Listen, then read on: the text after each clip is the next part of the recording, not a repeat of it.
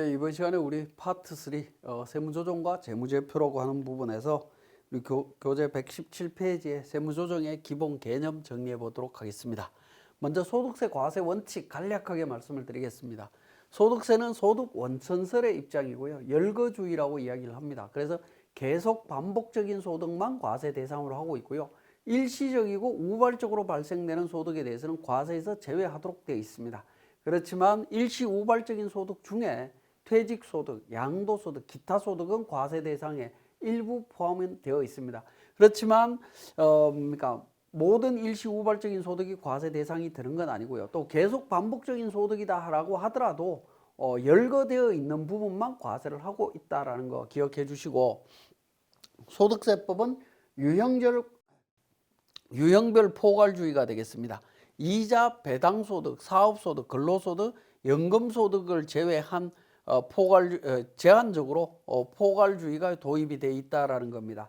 자, 포괄주의는 세법 규정에 규정이 없다 하더라도 그러니까 과세 대상 소득이다라고 하면 무조건 과세를 하는 부분인데, 우리 소득 원천설의 입장에서는 열거가 되어 있어야 되기 때문에 포괄주의는 제한적으로 도입이 되어 있다라고 보시면 될 것 같습니다. 자, 소득 원천설의 유형별 포괄주의 내용을 다시 한번 정리를 해보면, 우리 소득 원천설하고 순자산 증가설 두 가지 종류가 나오는데, 소득 원천설은 소득세법이고요. 순자산 증가설은 법인세법의 입장이다라고 보시면 되겠습니다.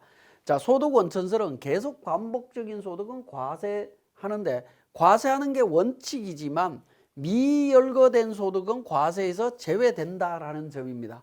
그렇지만 순자산 증가설은 무조건 과세를 하는 거고요. 일시 우발적인 소득도 열거된 일시 우발적 소득은 과세하지만 미열거되어 있는 소득은 과세에서 제외됩니다. 그렇지만 순자산 증가설은 그러니까 일시 우발적인 소득도 전부 과세를 하고 있다라는 부분입니다. 그래서 우리 소득 원천설을 적용을 하다 보면, 자, 차량을 매각했을 때 나오는 처분 이익, 처분 손실 관련되는 부분, 이런 부분들 과세하느냐라는 부분입니다. 근데 세법 조문에 소득세법을 읽어보면 차량 처분과 관련되는 부분은 포함이 안 돼 있다라는 거죠. 열거가 안 돼 있다라는 겁니다. 그래서 원칙적으로는 과세에서 제외합니다. 제외하지만 예외적으로 복식부기 의무자일 때는 과세 대상에 포함되도록 되어 있죠. 그 부분에 대한 세무조정 사항들은 뒤에 우리 수익금액 설명드릴 때 제가 자세히 설명을 드리도록 하겠습니다. 자, 종합소득금액 계산 구조를 한번 보시면 이자소득부터 기타소득까지 6가지 소득이 있는데, 이자, 배당, 사업, 근로, 연금, 기타소득이 있는데, 이 소득을 전부 다 합친 걸 종합소득금액이다라고 이야기를 하고 있습니다. 자, 이자소득에서 비과세, 분리과세를 뺀 금액을 이자소득금액이다라고 이야기를 하고 있죠. 배당소득은 비과세, 분리과세를 빼고 귀속법인세 상당액을 포함해서 배당소득금액이다라고 이야기를 하고 있고요. 필요경비를 빼고 근로소득공제, 연금소득공제, 필요경비를 차감한 금액들을 우린 전부 다 소득금액이다라고 이야기를 하고 있습니다. 그래서 소득이라고 하는 부분하고 소득금액이다라고 하는 부분은 반드시 구분해서 적용을 하셔야 됩니다. 우리가 뒤쪽에 가면 우리 소득공제 관련해서 따질 때 기본공제 대상자일 때 소득금액이 100만 원 이하여야 기본공제 대상자가 될 수 있다는 규정이 있습니다. 그때 소득금액이다라고 하는 부분은 비과세, 분리과세, 그 다음에 필요경비 관련되는 부분 전부 제외한 금액을 의미하고 있다는 겁니다. 그래서 우리 소득세 공부하실 때는 소득이라는 개념과 소득금액이라는 개념을 반드시 구분해 주시기 바랍니다. 자, 농가 부업 소득과 그러니까 전통주 제조 소득의 비과세 관련되는 부분이 되겠습니다. 자, 농가 부업 소득이나 전통주 제조 소득에 대해서는 비과세 되도록 되어 있다라는 거죠. 비과세, 일부 비과세가 되는데, 보면 농가 부업 소득 중에 가축별 사육 두수 이하 축산 소득하고 나머지 소득에 대해서 연 3천만 원 이하까지는 비과세 되도록 되어 있습니다. 그래서 초과되는 부분에 대해서만 과세가 이루어지고 있고요. 전통주 제조와 관련되는 부분에 있어서는 소득금액이 연 1,200만 원 이하인 경우, 이때 소득금액이다라고 이야기를 하고 있죠. 그죠? 소득금액. 이 소득금액이다라고 하는 부분은 뭡니까? 앞에서 이야기했듯이 비과세, 분리과세, 그 다음에 필요경비를 전부 차감한 단기 순이익 개념이라고 보시면 돼요. 순이익 금액이 1200만 원 이하일 때 전액 비과세가 된다라는 겁니다. 비과세 범위 초과될 때는 전액 과세가 이루어집니다. 그죠? 초과분만 과세될 거냐, 전액 과세될 거냐는 건데, 농가 부업소득하고 전통주 제조소득은 이게 구분해서 보셔야 될 것 같습니다. 두 개의 소득이 함께 있을 때는 각각의 소득에 대해서 비과세 범위를 판단한다라는 겁니다. 농가 부업소득과 전통주 제조소득이 함께 있을 때 각각 판단한다라는 거 보시면 될 것 같습니다. 자, 총수익금액 산입, 총수익금액 불산입, 필요경비 산입, 필요경비 불산입과 관련되는 내용들이 우리 교재에 보시면 118페이지에 우리 사업소득, 비과세 사업소득 관련되는 부분 정리가 되어 있고, 121페이지에 총수익금액 산입과 관련되는 규정들이 쭉 나열이 되어 있습니다. 그거 참고로 보시면 되겠고, 관련되는 내용들은 우리 뒤쪽에 그러니까 수익금액 조정이라든가 이런 쪽에서 좀 더 자세히 설명을 드리도록 하겠습니다. 자, 사업자 본인의 중식대가 필요경비로 인정이 되느냐라는 부분인데, 사업자가 사업 활동 중에 본인의 식대를 지출하는 경우에는 사업자의 본인의 식대는 사업소득금액에서 필요경비에 해당되지 않는다라고 나와 있습니다. 요 2020년도 예규로 나온 부분인데, 자, 개인 대표자의 중식대 업무와 관련해서 사용한 부분을 필요경비로 인정하지 않는다라고 하는 부분도 조금 논리적으로는 논리적으로는 맞을 수는 있겠지만 실무적으로 이게 가능하겠느냐라는 의문은 좀 듭니다. 그렇지만 어쨌든 국세청 입장은 필요경비로 산입하지 않는 걸로 이야기를 하고 있습니다. 자, 부부 임대업에 공동으로 하는 경우, 임대업을 공동으로 하는 경우에 주택임대보증금에 대한 간주임대료 계산 어떻게 할 거냐 하는 겁니다.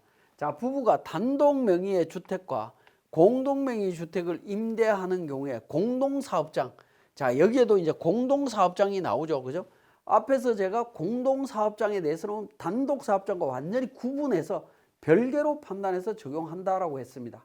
그래서 공동 명의의 주택에 대한 간주임대료는 공동사업장을 1거주자로, 구성원이 동일한 공동사업장은 동일 거주자로 본다라는 겁니다. 그래서 보고 판단해라라는 거고요. 계산하고 간주임대료와 월임대료를 합산해서 공동사업장별 소득금액을 계산한 후에 각 공동사업장의 손익분배 비율에 따라 공동사업자별 분배하는 거다라는 겁니다.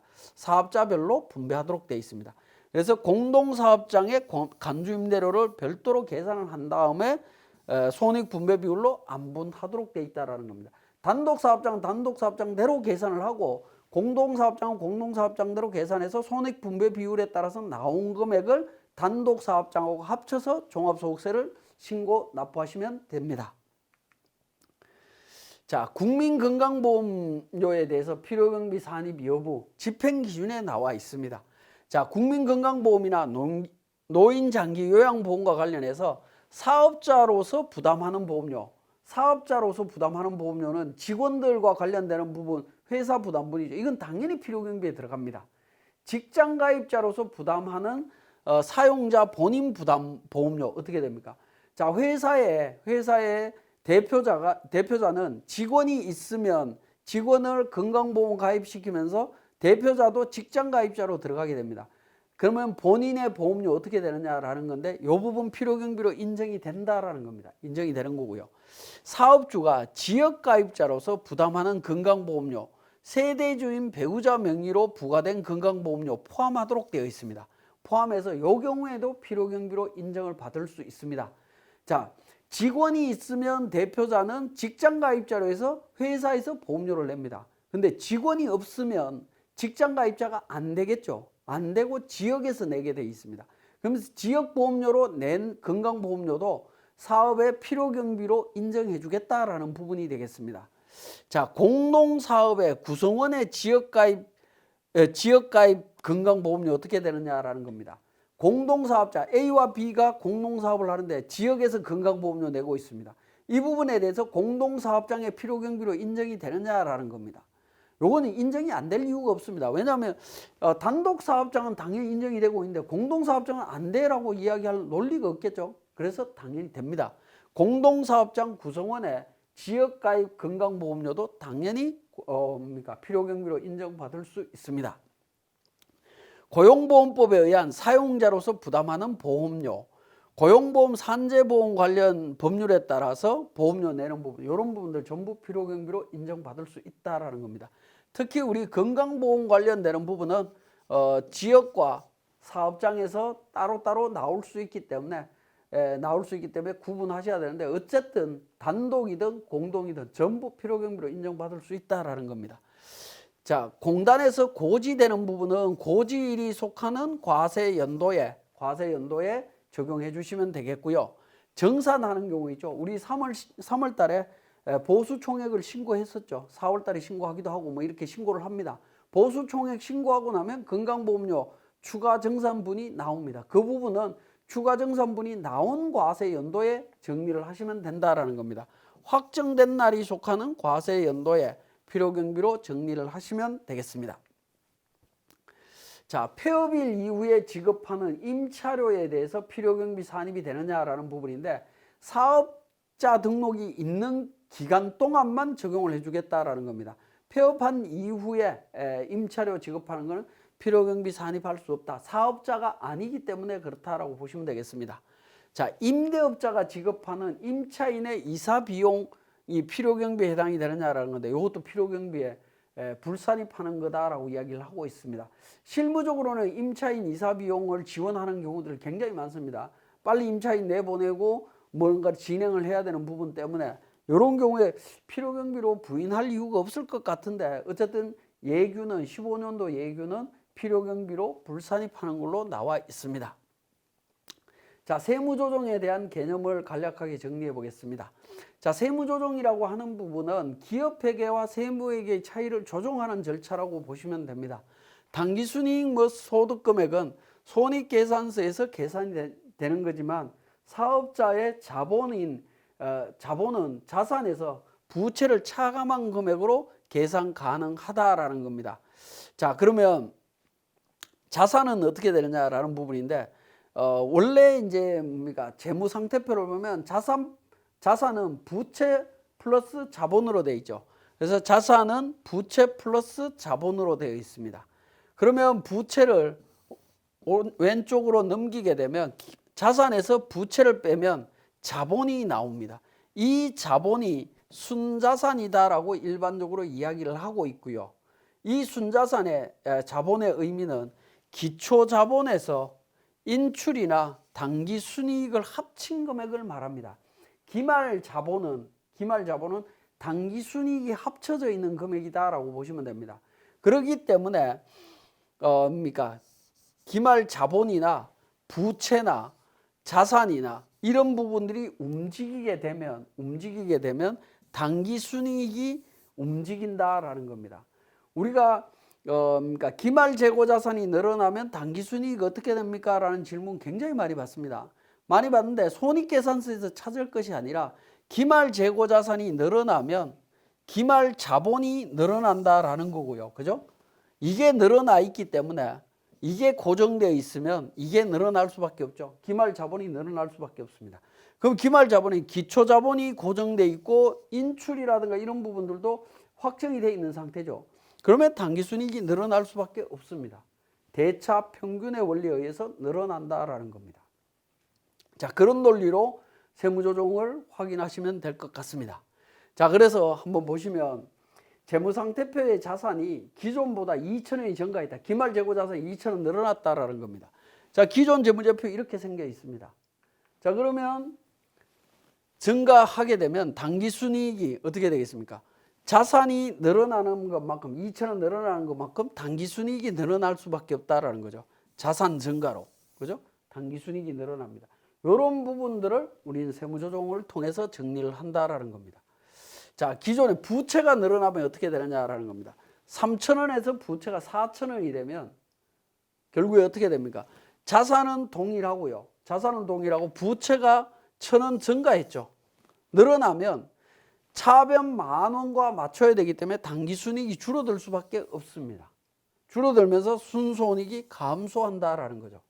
그러니까 우리가 세무조정을 진행한다라고 할 때는 손익계산서만 볼 게 아니라 재무상태표도 같이 보면서 세무조정을 해야 된다라는 걸 설명하고 있는 겁니다. 그래서 그러니까 세무조정에 대한 부분 설명할 때 재무상태표의 자산부채를 이야기를 하는 부분이라고 보시면 됩니다. 자, 그래서 우리 손익계산 기본적으로 세무조정이다라고 이야기할 때는 손익계산서에 있는 수익, 비용, 당기순이익, 세무회계 쪽에서 총수익금액, 필요경비, 사업소득금액 이걸 서로 비교해서 차이 부분을 조정하는 과정을 세무조정이다라고 이야기를 하고 있습니다. 실무적으로 이렇게 이야기를 하고 있는데 이게 일반적인 세무조정이죠. 세무조정을 설명하고 있는 부분이고요. 자, 재무상태표에서도 기업회계에 따른 자산부채, 자본, 세무회계에서도 자산부채, 자본 이게 있습니다. 이 양자가 차이가 있을 수 있겠죠. 이 차이가 있는 부분을 조정하는 걸 세무조정이다라고 이야기를 합니다. 그래서 세무조정에는 총수익금액 산입, 총수익금액 불산입, 필요경비 산입, 필요경비 불산입 네 가지로 구성이 이루어집니다. 그래서 우리가 총수익금액 산입은 당기순이익에는 빠져 있지만 세무상 과세소득에는 증가되는 항목이다라고 이해를 하시면 돼요. 그리고 필요경비 불산입도 비용을 인정 안 하기 때문에 과세소득이 늘어나는 거다. 필요경비 산입, 총수익금액 불산입은 과세소득을 줄이는 개념이다. 뭐 이런 개념들을 정확하게 이해를 하시고 그리고 세무조정 진행할 때 이런 용어를 쓸 때 빠르게 받아들이실 수 있도록 숙달이 돼 있어야 됩니다. 그래야 좀 편해집니다. 자, 세무조정은 결산조정과 신고조정 두 가지로 구성이 되어 있는데요. 결산조정은 반드시 재무제표에 송금으로 반영된 경우에 세무회계에서 인정하는 조정을 말합니다. 즉 필요경비로 반영되어 있는 경우에 인정이 된다라는 거죠. 사업자의 내부 의사결정 사항입니다. 그죠? 그 다음에 신고조정은 결산서와 상관없이 소득세 신고서에 반영만 해도 되는 세무조정입니다. 그래서 결산조정과 신고조정 두 가지가 있는데 결산조정으로 정리될 내용들은 반드시 재무제표에 들어가 있어야 됩니다. 그래서 결산조정 사항은 좀 여러분들이 기억하실 필요가 있는데 대표적인 항목을 말씀드리면 감가상각비, 퇴직급여 충당금, 대손 충당금, 그 다음에 파손, 부패 등의 사유로 인해서 정상 가격으로 판매할 수 없는 재고자산 평가 손실, 그 다음에 세법상 송금으로 확정된 회수불능 매출채권에 대한 대손금, 그 다음에 천재지변 등에 의한 고정자산 평가 손실, 생산설비 등에 의한 폐기 손실, 뭐 이런 부분들입니다.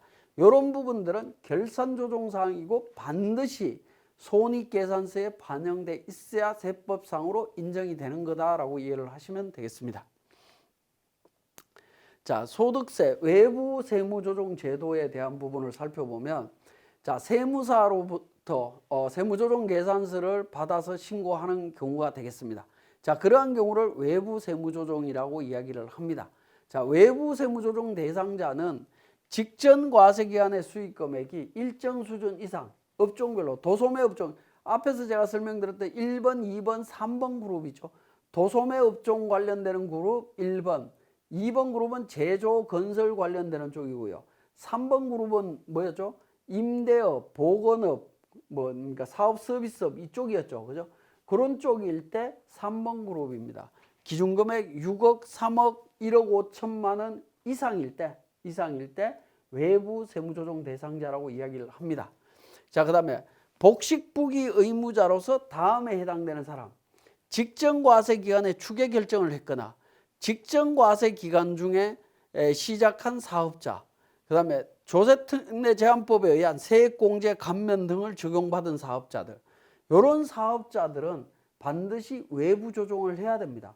외부 조정을 해야 되는데 만약에 외부 조정을 안 하고 자기 조정으로 신고하게 되면 어떻게 되느냐? 무신고 가산세가 적용이 됩니다. 신고 안 한 걸로 봅니다. 신고 안 한 걸로 보기 때문에 외부 조정 대상자는 반드시 외부 그러니까 세무사가 신고하는 게 원칙입니다. 안 그러면 가산세가 적용이 된다라는 점 기억을 하셔야 되겠습니다. 그래서 우리 특히 세무대리인 분들이 이거 신고하실 때 외부 조정이냐 자기 조정이냐 이 부분 때문에 뭐 힘들어하시는 경우들이 있는데, 가능하면 세무사님들이 신고하시는 부분들은 전부 외부 조정으로 처리해서 처리하시면 될 것 같습니다.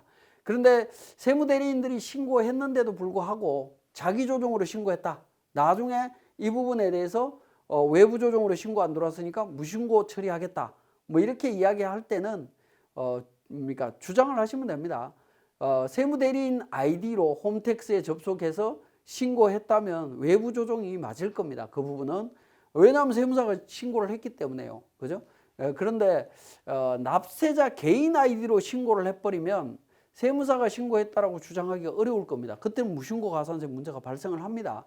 최근에 이런 부분들을 많이 따지고 있기 때문에 잘 따져보시고 정확하게 반영해서 신고해 주시면 되겠습니다. 자, 소득처분과 관련되는 부분이 되겠습니다. 자, 소득처분은 법인세법과 달리 소득세법에는 소득처분 규정이 없습니다. 법인세법에는 소득처분이 굉장히 복잡하게 있지만 없다라는 겁니다.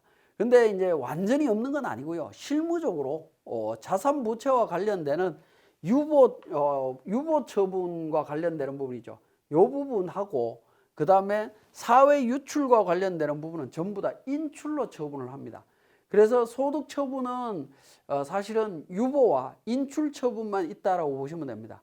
근데 우리 세무사랑 프로라든가 시중에 나와 있는 세무조정 프로그램들은 보면 소득세, 소득금액 조정학계표에 들어가서 소득 처분 항목들을 보면 유보, 상여, 기타 사회 유출 뭐 이런 내용들이 쭉 나옵니다. 쭉 나오는데 그 부분은 법인세법 때문에 있는 부분이고요. 소득세 처리할 때는 유보 아니면 전부 인출이다라고 보시면 됩니다. 인출이다라고 보시면 되겠고, 유보 처분과 관련되는 금액은 우리 유보소득 조정명세서에서 관리를 합니다. 유보소득 조정명세서에서 별도로 관리한다라고 보시면 되겠습니다. 자, 그리고 이제 재무제표상 세무조정 사항에 대한 부분 있는데 이 부분은 이제 다음 시간에 진행하기로 하고 이번 시간은 여기까지 하도록 하겠습니다.